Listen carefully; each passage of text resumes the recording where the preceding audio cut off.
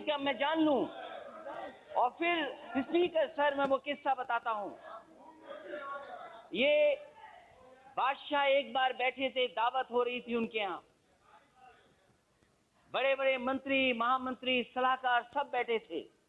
वो किस्सा ऐसा है जो आप भी सुनोगे, शायद आपको उसमें जवाब मिल जाएगा और देश ये समझ जाएगा कि हाँ यही हुआ होगा। और जब खाना दावत चल रही थी, बादशाह ने केवल इतना कह दिया कि देखो बैगन की सब्जी कितनी अच्छी बनी है।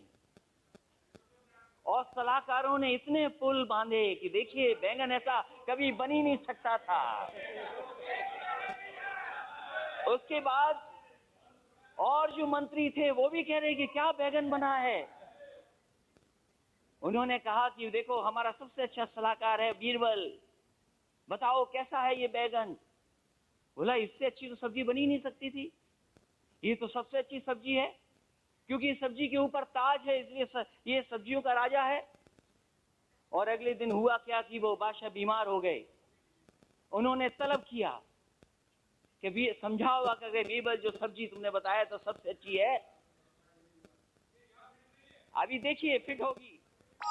और जब बुलाया गया तो देखा कि बादशाह बीमार हैं और उनके आसपास चारों तरफ जितने भी हकीम, जितने भी हो सकते सब थे। उन्होंने बीरबल से पूछा ये बताओ कल तो कह रहे थे सब्जी अच्छी है और ये आज आप आते ही बुराई करने लगे, और जब बुराई कर रहे हो तो आखिरकार क्यों बुराई कर रहे हो।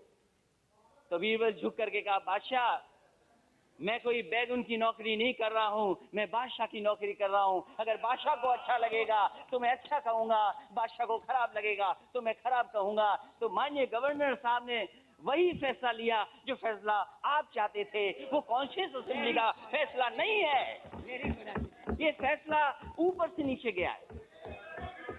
और ये दुख की बात, अगर स्पीकर सर, कश्मीर में किसने क्या खोया, हमने भी खोया है, हमारे लोगों ने खोया है।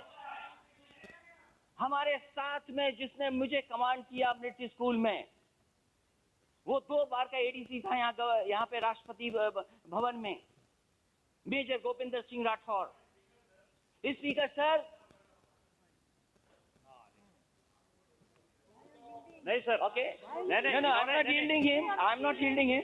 स्पीकर सर, ये स्पीकर सर मैं कहना चाहता हूँ, वो यहाँ से गया अपनी नौकरी छोड़कर। I am not yielding you, I am not yielding you, I am not listening, I am not yielding, I am not yielding. Major Govinder Singh Rathore यहाँ से नौकरी छोड़ के गए और वो शहीद हुए, वो आतंकवादियों के सामने शहीद हो गए। मैं जिस मिलिट्री स्कूल से पढ़ा हूँ, मेरे फौज के लोग न जाने कितने शहीद हुए हैं। और अगर फौज के लोग बैठे हों या अगर कोई यहाँ फौज के बारे में समझता हो तो मेरे स्कूल के पढ़े हुए न जाने कितने नौजवान शहीद हुए हैं वहां पर। जो 2 बार राष्ट्रपति जी के साथ एडीसी रहा हो वो शहीद हो गया वहां पर। क्या हम कश्मीर के लिए, क्या हम नहीं हैं? क्या कश्मीर को हम नहीं चाहते? क्या हमारे देश का कश्मीर नहीं है क्या? मैं जानना चाहता हूं। स्पीकर सर ये बोलते हैं कि 70 साल में कुछ नहीं हुआ। मैं आपसे जानना चाहता हूं कि 11 साल तो आप अपने क्यों नहीं गिनते हो? अरे 70 साल बदलो। अब हाँ, वो तो मुझे लगता है कौन कौन कंफ्यूज हुआ है। कंफ्यूज तो बहुत पूरा देश कर रहे हो, और कंफ्यूज इसलिए कर रहे हो कि जब से ये लोकसभा सत्र शुरू हुआ है आपने देश के 20 करोड़ लोगों के लिए काम किया है, अभी 110 करोड़ लोगों के लिए काम आपने नहीं किया है। अभी तक स्पीकर महोदय 20 करोड़ लोगों के लिए काम कर रहे हैं। और मैं जानना चाहता हूं 11 साल अपने गिनिए। और पाक ऑक्युपाइड कश्मीर, मेरा सवाल है स्पीकर महोदय सरकार से कि क्या पाक ऑक्युपाइड कश्मीर किसका हिस्सा है? ये सरकार बताए, ये सरकार बताए। और ये बताइए कॉन्स्टिट्यूएंट असेंबली में, स्पीकर सर, कॉन्स्टिट्यूएंट असेंबली में बताइए 24 सीटें खाली हैं कि नहीं खाली हैं? अभी आप क्यों नहीं भर पाए?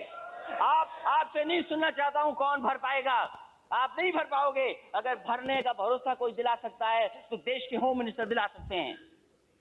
आप हिसाब दिला दीजिए हमें भरोसा कि पाक ऑक्युपाइड कश्मीर भारत का है और जो 24 सीटें खाली हैं वो भी भारत की हैं। हम देश के साथ हैं, हम भी। और केवल कश्मीर पे कहना खुशी मनाना अच्छी बात है, लेकिन हम खुशी जानना चाहते हैं कि ऐसी खुशी नागालैंड वाली कब मिलेगी, हमें सिक्किम वाली कब मिलेगी, मिजोरम वाली कब मिलेगी।